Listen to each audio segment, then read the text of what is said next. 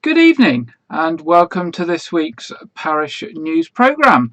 We've got a very packed programme for you this evening. We hope that you find these weekly live news updates useful and helpful, and please do let us know if you've got a story that you'd like us to cover. It doesn't have to be a story from the church. We're happy to cover things from the wider Wyke, Regis and Weymouth communities. And it's good to see that each week we're getting a growing audience with more and more people watching us live and lots of people watching us on catch-up through the days and the week ahead. Whilst we do cover some national stories, the aim of this programme really is to offer an alternative to the major national news broadcasters and their repetitive approach. I don't know what you think about it, but I get fed up with hearing the same things every bulletin, every 15 minutes or half an hour, particularly if you're on the news channel. So we hope to offer something different and more focused on our community and things that matter to us within the community. Our first report this week is from Janet Hall, and it's about the patches that many parishioners have been making and that we'll be making into an altar frontal soon. This has been a great community project during the COVID-19 lockdown, and lots of people have been getting involved. And Janet's going to update us on that now. Hello. I thought it would be a good idea to have a catch-up on how the Sewing Together While Apart project was getting on. We've decided now to make a deadline for all the squares to be in at the end of July. That way they can all be sewn together. Here's an update of some of the squares that have come in since last time.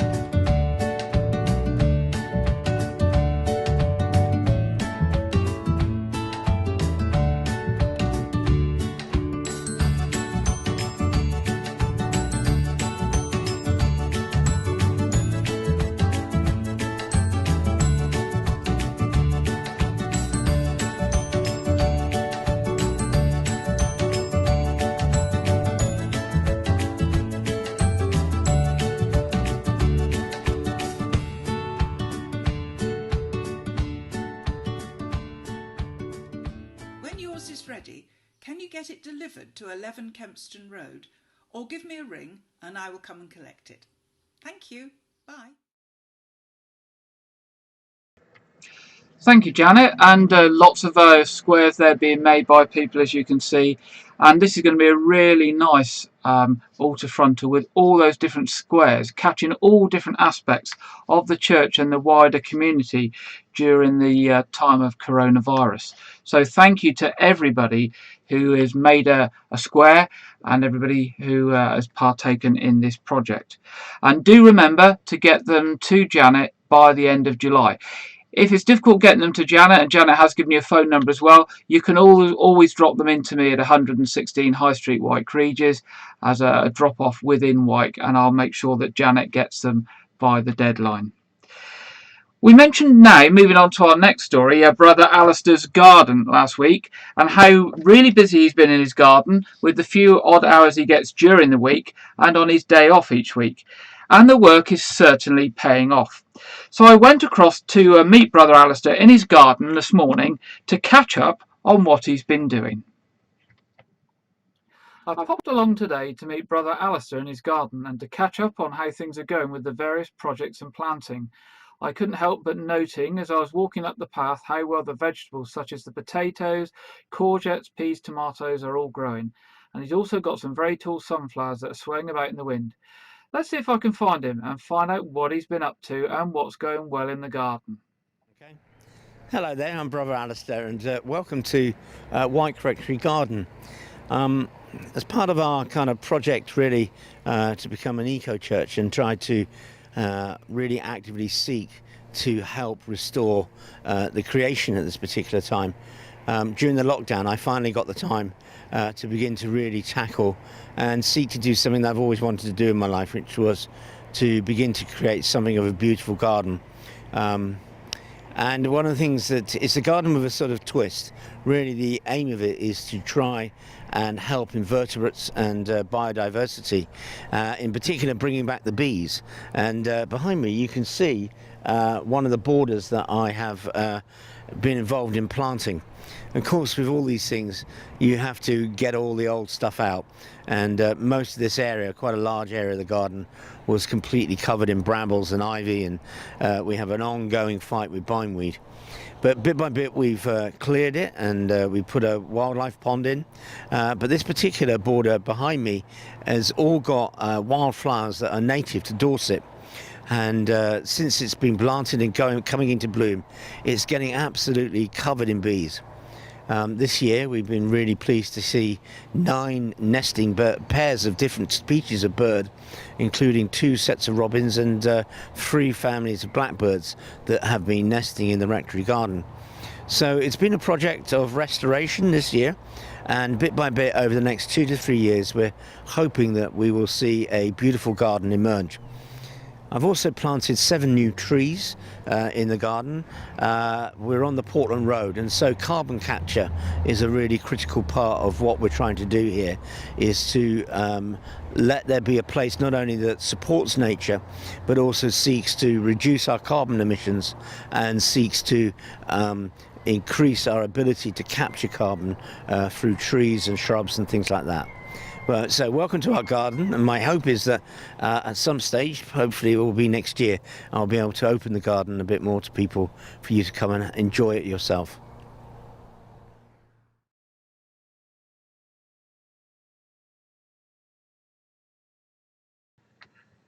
Thank you very much, Brother Alistair. And I think the video report really doesn't do Brother Alistair's hard work justice. He really has got lots of vegetables growing, and they are looking strong and healthy. Various borders and shrubs and plants in, some new fruit trees, and he's also worked hard on saving the old fruit trees that were in the garden and getting rid of all the ivy and things that were strangling the plants, as well as setting up the pond and the labyrinth that we've seen in previous reports. I am sure by next summer it will be something that parishioners might like to see, and maybe we can encourage Brother Alistair to have an open garden, and who knows, the odd glass of Pimm's or something available for those that visit. We've sadly heard this week of the death of Vera Lynn. Whilst Vera was 103, which is a fantastic age, it's sad to hear of her death. Dame Vera Margaret Lynn, to give her full name, was born on the 20th of March 1917, was a singer, songwriter and entertainer whose musical recordings and performances were largely popular during the Second World War. She was widely known as the Force's sweetheart and gave outdoor concerts for troops in Egypt, India, Burma during the war as part of the Entertainment's National Service Association, ENSA. In 2017 she released Vera Lynn 100, a compilation album of hits to commemorate her century. It was a number 3 hit, making her the first centenarian performer to have a top 10 album in the charts. She devoted much of her time and energy to charity work connected with ex-servicemen, disabled children and breast cancer.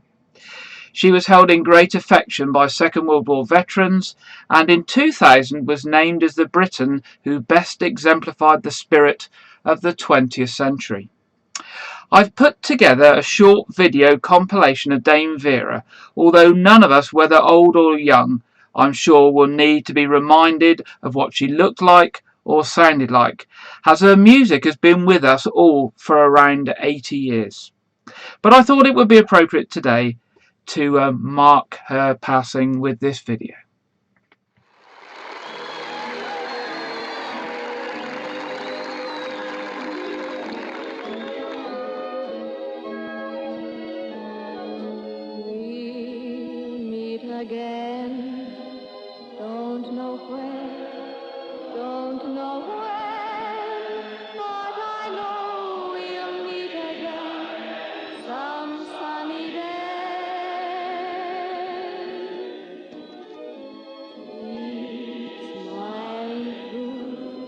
just like you always do, till the blue skies drive the dark clouds far away.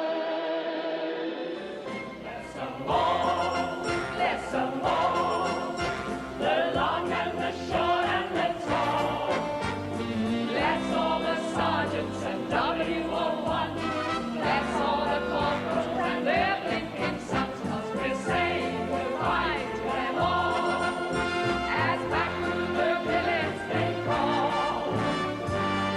You'll get no promotion this side of the ocean, so cheer up, my lads, bless them all.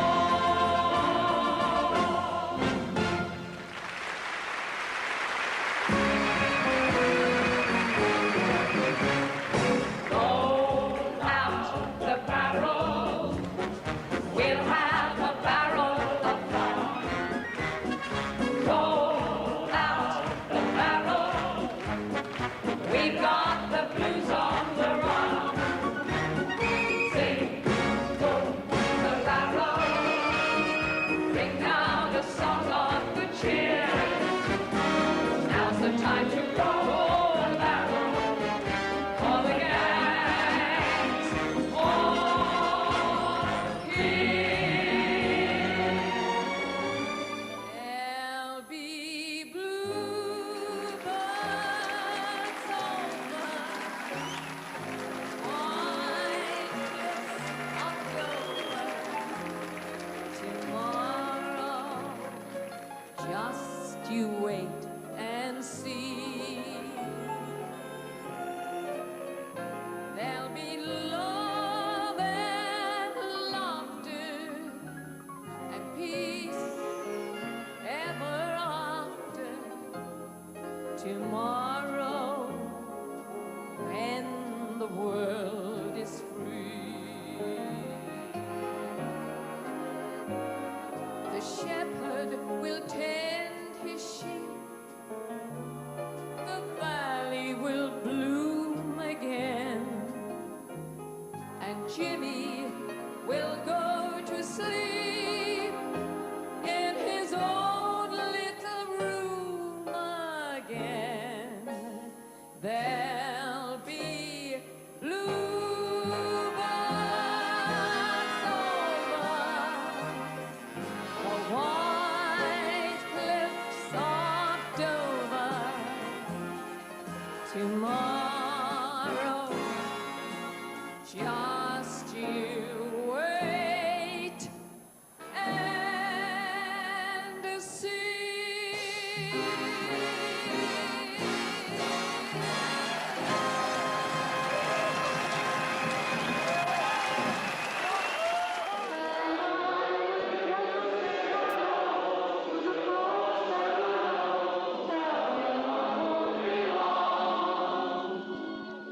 They'll be happy to know that as I saw you go, you were singing this song.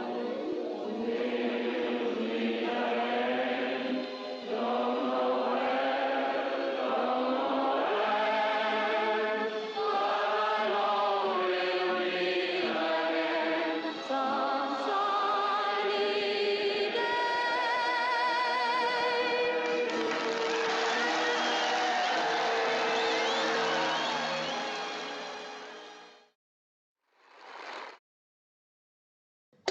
So Dame Vera Lynn, who passed away on Thursday, aged 103, and perhaps hearing there some of her most famous songs that I'm sure will stick with us for many, many years to come. On a brighter note, we come to that part of our programme where we hear about those who are celebrating birthdays and other special occasions, which means that I can play my jingle.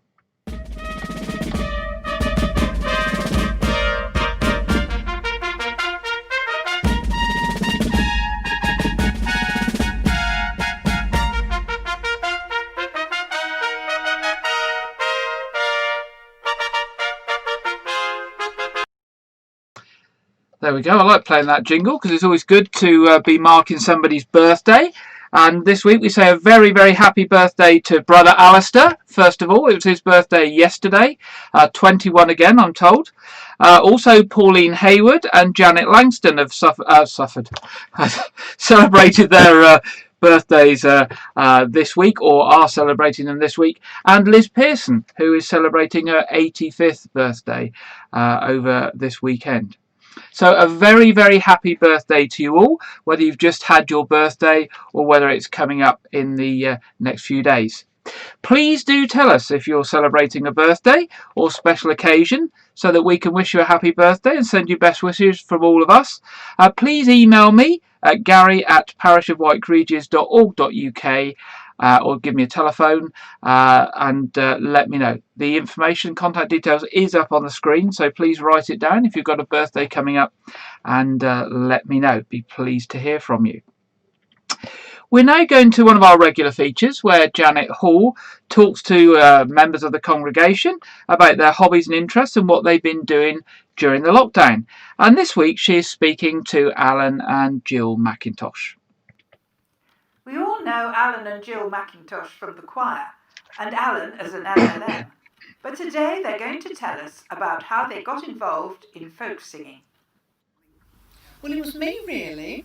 When I was a child, we used to have this thing called Singing Together, and we used to sit in the hall and we used to sing all these songs, and from there I realised many years later that these were folk songs, and we were really I got into the folk music later on. It was also through the Morris dancing, and you've got a picture of me Morris dancing when I was in my sort of 20s, and then another one of me Morris dancing much later on in my 60s. And then when I met Alan, by that time I'd been going to folk festivals with the Morris group, and I started getting Alan to come with me, and we started going to folk clubs. And initially I was singing and Alan was just sitting there in the audience until Alan decided he wanted to have a go. Yeah, so I started to learn some instruments that I thought would go well in accompanying Jill, and it started with the Irish percussion instrument called the baran, and then I went on to harmonicas because of my love of Bob Dylan, and then I improved my guitar playing, and it's gone from there, really. So here's just a selection of some of the instruments that we have got at home. The keyboard, Alan's low whistle in D, guitars, we've got a lot more guitars than this, but this is a selection. Alan's ukulele, various percussion instruments, my mandola and mandolin and banjo guitar, Alan's harmonicas, and my Irish flutes. So how did you start to facilitate the annual folk weekend at Hillfield? Well, I was at a retreat there, and we were washing up in the kitchen, and a group of us started singing a song, and Brother Sam said, "Wouldn't it be lovely if you came and did a whole weekend of songs like that?" And so we did. And that was 10 years ago, and we've just had our 10th anniversary, and now we're actually having sessions on Zoom with members of who have been coming to Hillfield weekend for quite a long time, and it's been a very good way of being able to share our love of folk music with a wider range of people. So tell us about the running of the folk and acoustic sessions that you do at Wyke Smugglers. Well, it started with the Victoria Inn, actually, and we were invited to run some sessions there on a monthly basis, and we've been doing it there for at least 5 years, maybe longer. And then about a year ago we were asked by Ross, the manager at the Wyke Smugglers, if we could set up sessions there. So we started doing that once a month, and that was very successful. And then we ended up doing 2 a month, and we're able to continue those during the lockdown by using the wonderful Zoom application. And we all enjoy doing songs and tunes together. And the way we usually run the sessions is that one person starts it and we just go round the room, and everybody who wants to either sing something or play something or says a little poem or something, so everybody who wants to gets a chance to join in, and other people just join in with choruses or just strumming along in the background, and we actually try to incorporate that with our Zoom sessions a little bit by at the end of each session having one song that everyone can sing unmuted, so we all sing and play together, and it's absolute shambles. Yeah, it's absolute chaos, but it's fun. Alan and I had been doing things together at folk clubs and folk festivals and things, and gradually people started joining us, and the Maxatal basically means anybody who happens to be joining us at the time.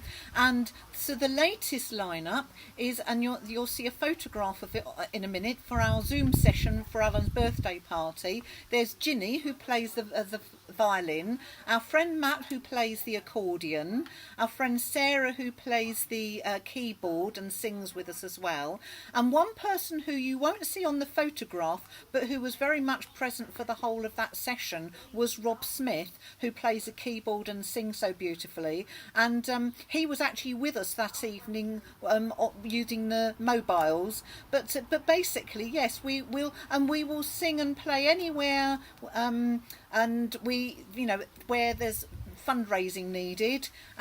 We don't charge anything, and quite our friend Frank Tuff often films us as well, so you can actually see us on YouTube, courtesy of Frank. So, Alan, have you found any way of using this in your ministry? Yes, we have. It started with me going to Lee House to do communion services, and then Jill and I thought it'd be quite nice if we did a session on a particular theme with them one Sunday afternoon, which the staff thought was a lovely idea, and that was very successful. And so that has become a monthly session where we have a theme for each month. So if it could be songs from the war, for example, or songs from the 60s. Irish songs, Scottish songs, depending on the time of the year. And it's really sad because we haven't been able to do this now since March. Yeah. So we're really missing them, and hopefully they might be missing us as well. Great. So there have been some things that lockdown has meant you haven't been able to do, but has it given you an opportunity to do anything new with your music during that time? One of my lockdown projects was to learn to play this tin whistle properly, and I've learnt quite a few different tunes, and we're just going to play a tune called Hunt the Whistle with Alan accompanying me on the guitar.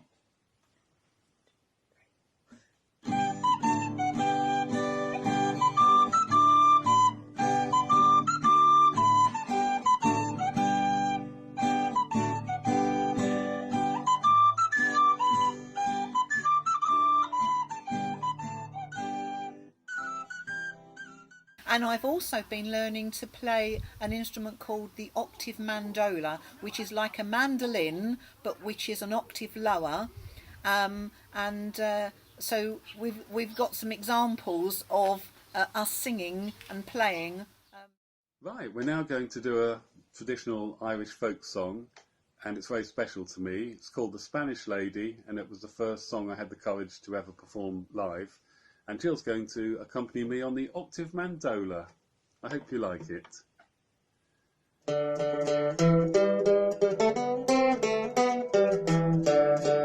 As I went down to Dublin City at the hour of 12 at night, who shall I see but the Spanish lady watching a plate by candlelight? First she watched them, then she tried them over far of Bamberg.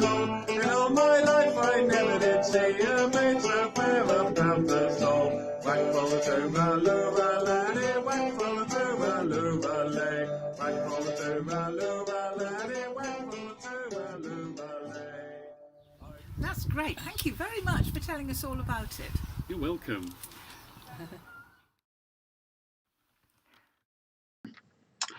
Thanks, Janet, and a thanks, of course, to Alan and Jill as well for showing what they've been doing during lockdown and over the last few years, learning all those instruments. If you'd like to do a report for our programme, please do get in contact either with Janet direct or let me know, and I will put you in contact with Janet, and she'll be very pleased to do a report for a future programme. This week sees All Saints Church opening back up once a week on a Tuesday evening from 6:30 to 8:30 for private prayer. As Brother Alistair told you last week, there'll be quite a lot of limitations, and this is not a service for social gathering or a service at all. It's for those who feel that they need to sit in church for a time of personal reflection or private prayer, and just for a short while. We thought some people may worry how different the church may look and how different or clinical the changes might be. So I went to see Brother Alistair and asked him if he would share with us how a visit to All Saints Church may look on a Tuesday evening whilst the restrictions are in place. We go over to Brother Alistair now. A very warm welcome to All Saints Church here in very different times. Here we are now opening the church on a Tuesday evening between 6:30 and 8:30 p.m. So I'd like to take you through what we need to do for you to come and pray here safely on these evenings. First of all, we ask you to wait out here where you'll be greeted by myself or one of the sides people. And the first thing we need to do is we need to ask you to put on a face mask so that you are protected. And actually, if you've got the right type of face mask, but if you, by any chance, you are unwell, that actually you would, we would lessen the chance of you passing the virus to somebody else. We ask you to follow the following steps. So wait outside until you're invited in. We can only allow 6 people into the church at any one time, and we ask you to wear a face mask. Please, please, please, if you have any of the symptoms of COVID-19, do not enter the building. Go home, call 111, and then follow the instructions they will give you to make sure that you get tested and that track and testing can begin to take place. Let's go in.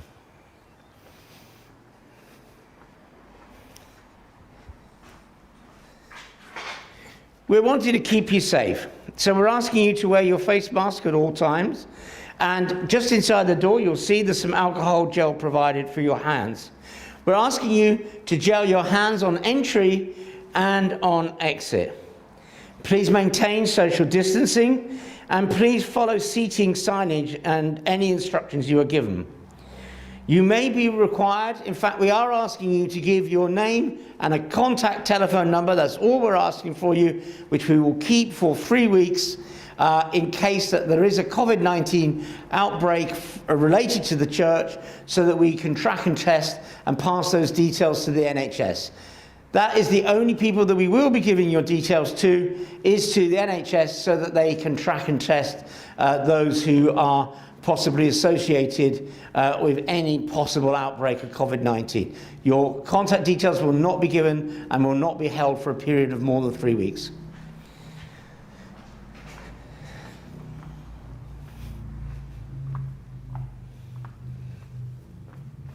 Welcome to our lovely church here at All Saints. And as you can see, that we will try to prepare a sensitive area for you to pray. We will have periods of silence, and then there will be periods where just quiet music is played. When you come in the building, we're asking you to gel your hands, and somebody will be waiting for you, a sides person, who will, from a socially distance, will take your temperature, and if you are over a certain temperature, then we may have to ask you to leave and contact 111. Once that's been done and we've taken your contact details, then at that time we will allow you to enter the building. When you come in the building, please go to the spot that is allocated, and you'll see that the pews that you can sit in have a plaque on the pew so that you can see where you can and where you can't sit.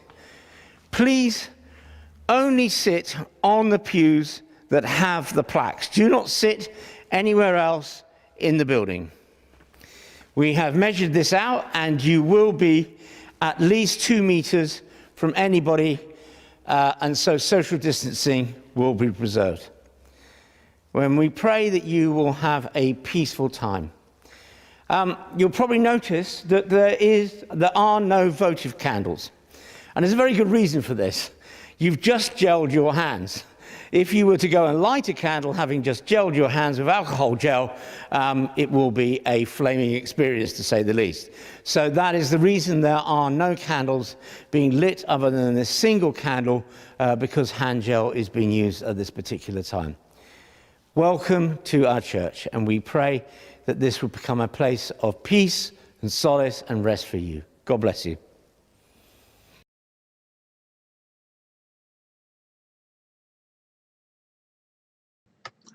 Thank you, Brother Alistair. And hopefully you'll see that whilst we do have some signage in church, we do have the hand gel and taking of temperature, and we have had to rope off part of the church, that things aren't too bad, and it's all about keeping you safe and other people safe.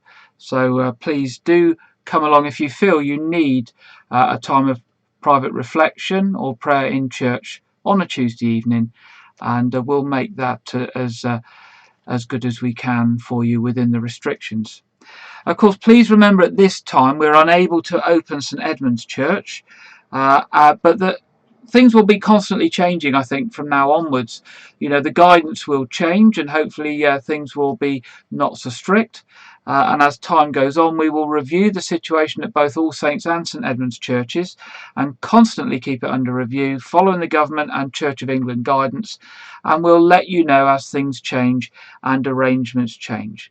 The other good news is we are now able to do funerals at All Saints Church, again in a limited way with limited numbers, but it does mean that if somebody wants a church funeral where we haven't been able to do that for a few months, we now can do a church funeral. We will be letting undertakers know of that this week. So that's good news as well. And hopefully as time goes on, things will improve gradually. Before we finish today, and I thought I would reflect on one of the things I like to do is a bit of public service broadcasting.